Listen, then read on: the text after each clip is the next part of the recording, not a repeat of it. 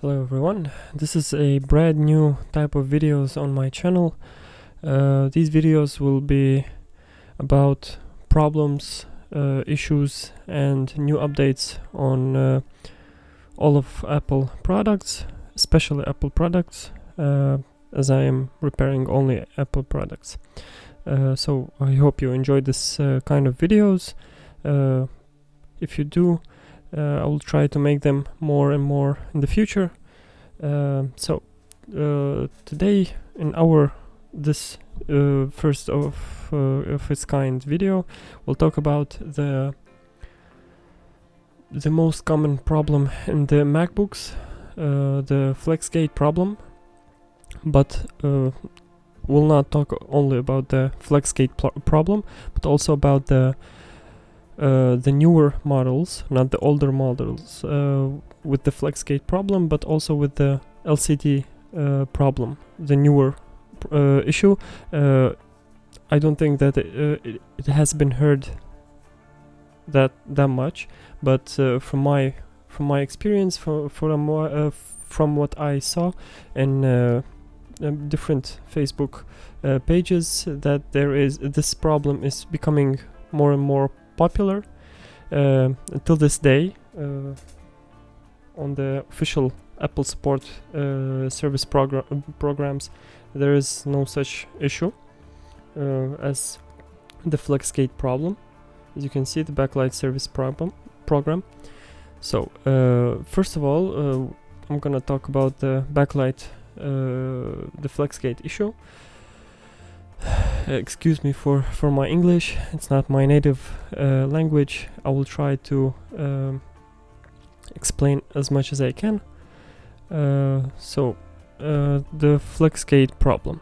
Well, first of all, in my original video where I demonstrated the fixing steps or the problem itself and how to fix it, I didn't express enough how to fix this issue or why this issue happens in the first place. So this video will I will try to explain more. So basically, why this problem happens. First of all, well, the problem occurs because the flexgate of the backlight itself, there is two flex cables that goes to the board, the LCD board itself. So before, Apple had this board inside the LCD, but they decided to make the LCD thinner, smaller, so they put this board on the bottom case itself, and it goes with the flex cables to the LCD. Before, there was only not a flex cable, but a cable that goes out from the LCD and goes into the motherboard. But this board itself was very thin, very small, and it was inserted in the LCD. Not inserted, it was in the LCD. Then Apple made this different design. From 2015 they made a new design, and as you all know, the newer designs have a lot of flaws, issues. It's not tested very well, tested to the last detail. I don't know why. From all of their models, from the iPhone 4, 3G, 3GS, I'm not sure if there was big problems, but from the 4, as I remember, the first thing that they did, they inserted the antennas of the cellular in the case itself of the phone.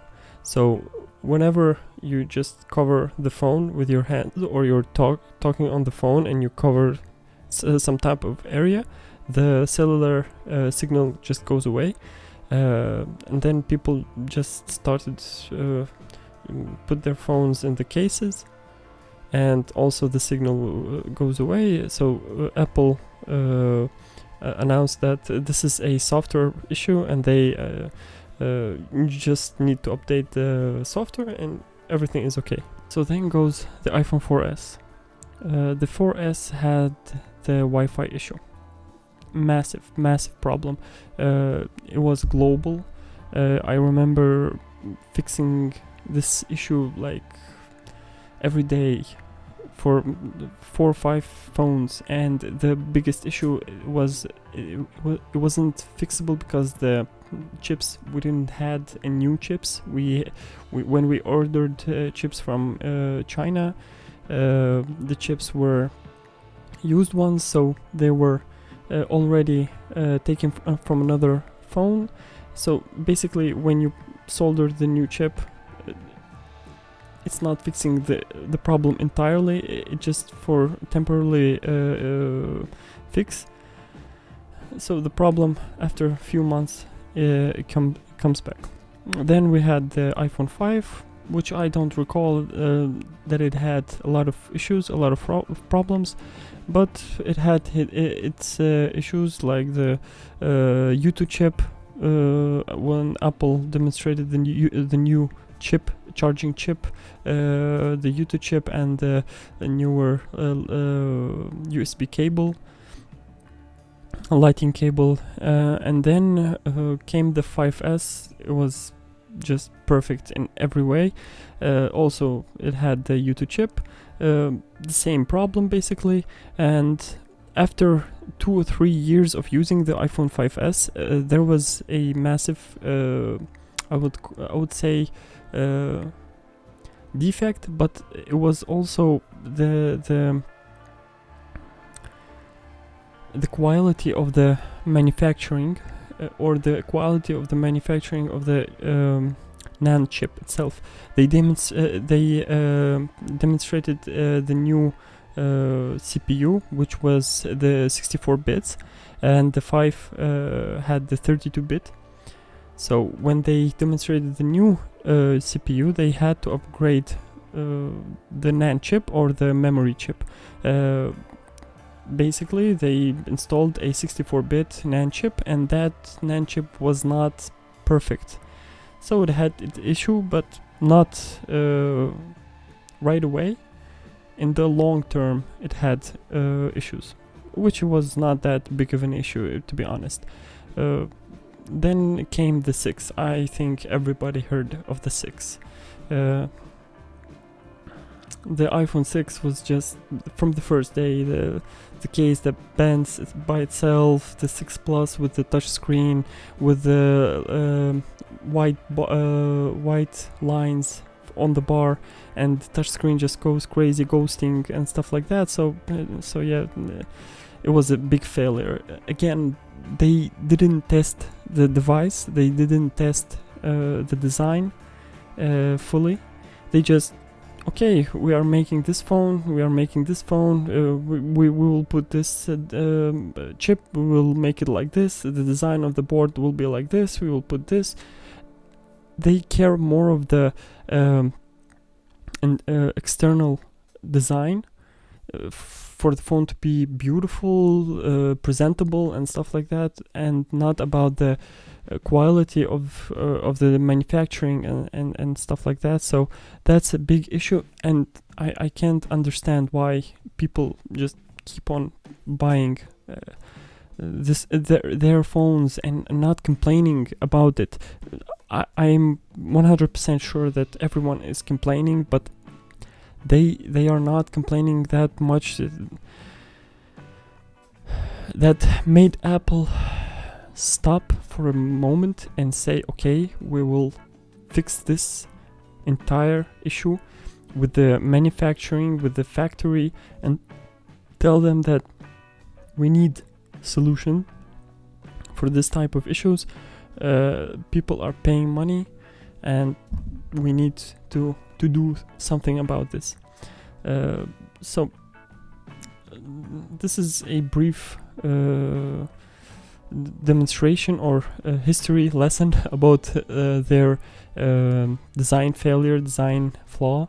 Then in the MacBooks, as this is a MacBook video, in the MacBooks, I think For me, it's the 2011, the 15-inch with the GPU issue.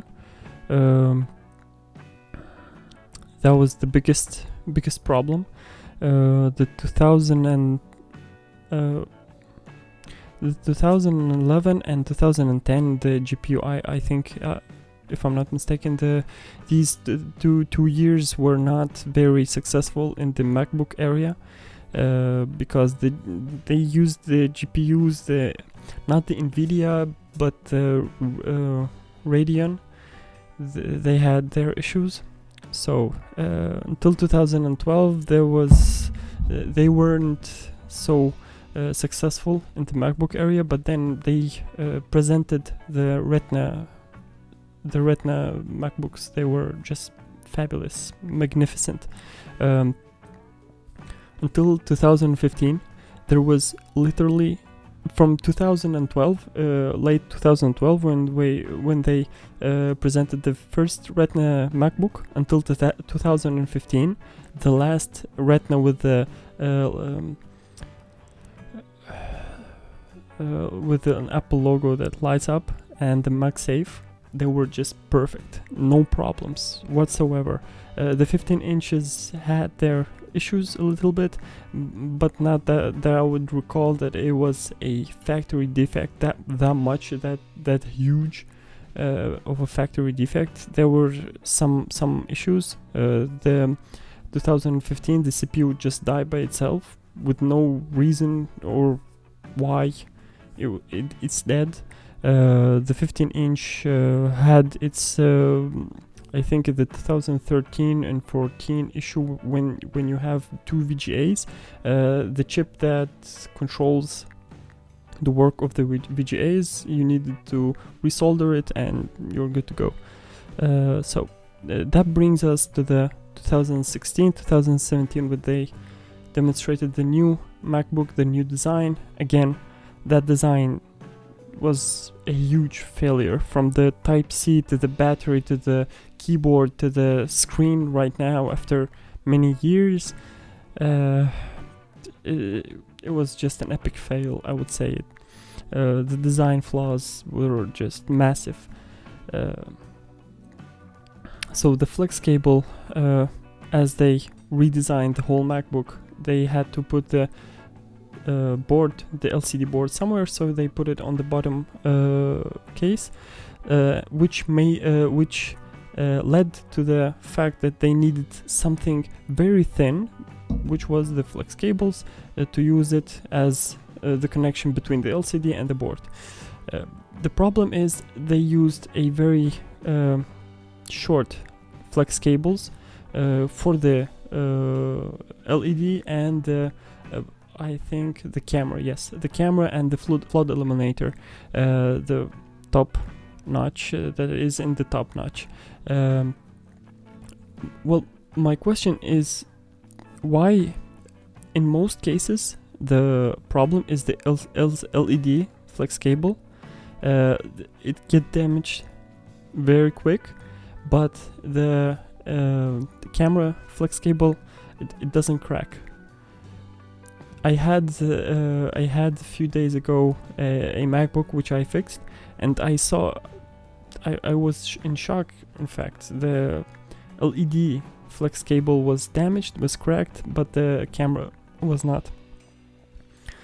Even if it's a design flaw, it should happen with both flex cables because they are both the same length. But for some reason, the flex cable of the LED it gets cracked. I think because it has bigger lines, bigger voltage lines or power rails than the camera flex cable. The camera flex cable has thinner power rails and data rails. Because of that, the flex cable depends more on the flex itself and the cable itself, not the rails. When you have thicker rails of copper, the copper is not flexible in the flex cable that much when it's thicker, or it's not thicker, it's wider. and because of this, the flex cable, when you move it, it just cracks. That's my version of the story. Well, in the newer models, after they fixed this issue, the 2018-2019, they made the flex cable a little bit longer, 3 centimeters. The newer model has 3.2, which is why in the newer when we fix this flexgate issue, we make the flex cable a little bit longer, so we can eliminate this issue from the beginning. Many of you in the comments asked me why I just don't replace the whole flex cable, why I cut the flex cable in the center or a little bit more, then replace it entirely. Well, first of all, the flex cable goes under the LCD, which is very dangerous to replace. Second, we are not eliminating the problem entirely, because we are putting the same length of the flex cable, so we are not making the flex cable a little bit longer, so we can eliminate the whole problem in the first place. So that's why, for all of your viewers that think why I just don't replace the flex cable, which for me it would be a lot easier, because it has pins, just solder them, then cut, drill or scrap the cover to solder some jumper wires and just glue it. Well, that leads to the newer models. After they made the flex cables a little bit longer, increased the length, that led to a newer problems. The newer problem is the LCD just lines pop on the screen, just lines, different lines, as you can see now in the pictures. From all of the world, people just write to me on Instagram, on Facebook, on YouTube. They think that the problem with the LCD is the same as the flexgate, but they are wrong. And what got me interested more, it's in the newer models, in the T2 chip, in the M1 chip. It's very popular, it's becoming very popular. Just lines, just vertical or horizontal lines, or it seems like a VGA defect. The image is not stable, or it's not correct, and stuff like that. It doesn't have a pattern like in the flexgate issue. Like you don't have backlight. Well, okay, the problem is the flexgate, or as for example, in the 2012 you didn't have, or 2011 with the 15-inch or older models, you didn't have image on the screen. Well, it's the GPU. You see, it didn't had this pattern. Each MacBook, each issue was separate, and because it didn't had a pattern, I thought at first it could be a I don't know, a GPU issue or stuff like that. Then after I opened the first MacBook, it turns out, get ready, you're not gonna believe this. It was simple dirt, just particles of dirt and food, maybe small particles of food, and I was in shock, to be honest. So after fixing multiple of these cases, I was wondering why this happens, and how it's happening, and what can the person do to prevent this issue. The problem is here, when they made the flex cables longer to prevent the previous issue, when you eat or just sit on your MacBook, the fan spins, so the fan attracts more of the dirt, and it all goes into the MacBook. Bear with me, I know it's difficult for me to so when the fan spins, when you work on your MacBook, the fan spins, it attracts all the dirt around you and goes into the MacBook. This board, the place of the board itself, it's placed beside the CPU fan.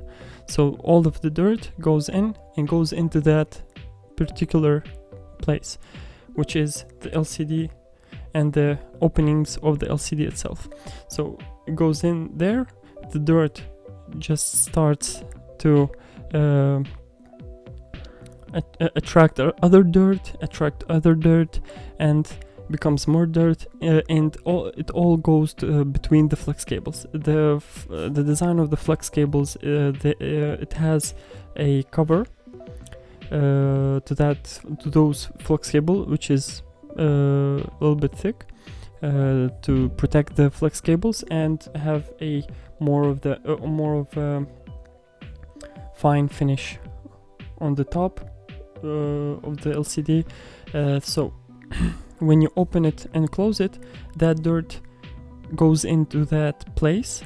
Since there is more length of the flex cables itself, it has more space between the cables, which leads for the dirt to go in between the flex cables. And when you open it and close it, the flex cables just start to rub to each other, and that dirt goes in between them, which leads to small dings and small signs of that dirt on the flex cables, which lead for the image defects, because the image lines or the data rails in the flex cables get damaged from the particles of the dirt. So that's the big opening. I was just shocked when I saw this issue and why it is happening. So the design itself, the MacBook newer design with the Type-C, it was a failure. So they tried to fix it, and yeah, they fixed the issue that was before, but they opened a new issue for them. I would like to see how Apple will react to this issue in the future, because it's gonna become more and more popular. The fix of this issue is not that hard, but it will not be prevented 100%. There were cases when I just opened the MacBook, cleaned the dirt, cleaned it very well, and it worked perfectly. So this can happen to anyone. It's not you cannot just try to fix your just to clean your laptop or MacBook very well and think, yeah, well, I'm gonna get cleaner and that will help. No, it's gonna keep when the fan spins, it attracts dirt, and the dirt goes in between the flex cables, and this happens. So it's inevitable to happen. You see, and not a lot of people will just be constantly thinking how to make the MacBook clean always. So this issue will happen eventually for your MacBook. Thank God there are really good technicians that can help with this issue. It's not a very big problem. I hope in the future Apple will make a program for this in their service program, because that's obviously a design issue, a design defect. They didn't notice that when they designed the MacBook they try to redesign it, make a new design fixes for their design, but in my opinion the older MacBooks was the best MacBooks ever, because it was simple. The design was simple. They didn't try to make something new or something out of this world. The LCD itself, I don't recall that I had to fix this type of problem in their LCDs. Most of the problems were just water damage or bad charger or stuff like that. Unlike the newer models, just in the first weeks or months, the keyboard just glitches, some keys just stuck, some keys doesn't work, then after 2 or 3 years the battery dies. It says service the battery. I have a MacBook from 2014 13-inch Retina display that the battery has 1200 cycle counts and it still works for 2 or 3 hours. You literally cannot find the 2017 or 18 with 1200 cycle counts and the battery still works for 2 or 3 hours. After 600 or 700 cycle counts, the battery just dies. Just dies. Think about that. And they keep demanding a premium price for their devices, despite the fact that the devices doesn't the expectation and the premium prices are not in the same league at all. You pay real money, $2,000, $3,000 for a MacBook that will, in 2-3 years lifetime, it will just die on your table for no reason. The 2015 until now, it's been 7 years and it's working. Most of those laptops, most of those MacBooks just still working. The iMacs, the same. A lot of devices, the older models, are still working. Now they are all of their products they are making them just for profit. They think only profit. Beautiful design, of course. That's it. I believe everyone had an iPhone 12, 13, 14 with a glass back that is cracked in some point of their lives, or maybe your friend or your family member had their back cracked. They just making all of those designs just to sell more phones and tell you the CPU is 40% faster, the battery 20 or 30% larger and can hold up the charge for longer. It's all numbers. They are selling you numbers. Like literally they are just selling you numbers, no more, no less. I hope this video was insightful for you. These kind of videos will be just to share my thoughts on the newer future issues of the all Apple products. Each time I will find some kind of issues or try to predict them. Well, not try to predict them, but more of helping you predict what could it be in the future. So that will be it for this video. I hope you enjoyed it, and if you did, hit the like button and subscribe to the channel for more interesting repair videos. And if you have any other questions, just leave them in the comment section down below, or try to contact me on social media. We'll try to answer your questions. So I hope you enjoyed this. See you next time.